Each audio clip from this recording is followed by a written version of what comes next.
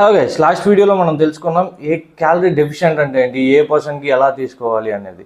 So once మనం calorie deficient అని తెలుసుకున్న తర్వాత మ్యాక్సిమం అందరూ వెయిట్ లాస్ కోసమే నన్ను ఎక్కువ అప్రోచ్ అవుతున్నాను అనమాట. సో నేను వెయిట్ లాస్ని ఎగ్జాంపుల్గా చెప్తాను. వెయిట్ లాస్లో మనం ఏమనుకున్నాం, ఎప్పుడైతే ఇచ్చే క్యాలరీల కంటే ఖర్చు పెట్టే క్యాలరీలు ఎక్కువ ఉండాలి అని చెప్పి అనుకున్నాం కదా. సో మనం ఇచ్చే క్యాలరీలు అనేటివి కూడా మనకి ఎలా ఉండాలి అనేది తెలుసుకోవాలన్నమాట. ఫైన్ ఉన్న పిక్చర్లో మీరు ఏది చూస్ చేసుకుంటారు, వెజ్జీస్ ఉన్నదా బర్గర్స్ ఉన్నదా? ఓకే, మ్యాక్సిమం అందరూ కూడా వెజ్జీస్ అనే చెప్తారు. ఎస్, వెజ్జీస్ అనేటివి చూస్ చేసుకోవాలన్నమాట. బికాజ్ దాంతో మనకి వైటమిన్స్ అండ్ మినరల్స్ ఉంటాయి, రిచ్ ఫైబర్ ఉంటుంది, సో యాంటీ ఆక్సిడెంట్స్ అన్నీ ఉంటాయి అన్నమాట. సో ఎప్పుడైతే అలాంటి ఫుడ్స్ మనం ఎక్కువ కన్జ్యూమ్ చేస్తామో అది లో ఇన్ క్యాలరీ ఉంటుంది, హై ఇన్ క్వాంటిటీ ఉంటుంది.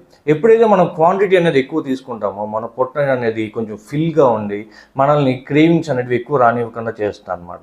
సో ఎప్పుడైతే కొంచెం వెజ్జీస్ కన్జ్యూమ్ చేసి మనం కొంచెం క్యాలరీస్ అనేది డెఫిషియెంట్ చేసుకుంటామో ఆటోమేటిక్లీ మనం వెయిట్ కూడా కొంచెం తొందరగా తగ్గుతూ వస్తాం. సో ఓకే, మనం వెజ్జీస్ తింటేనే తగ్గిపోతామా అంటే ఓన్లీ వెజ్జీస్ తింటే కూడా తగ్గరండి. అది ఎలాగా అనేది నేను నెక్స్ట్ వీడియో చెప్తాను. Stay tune.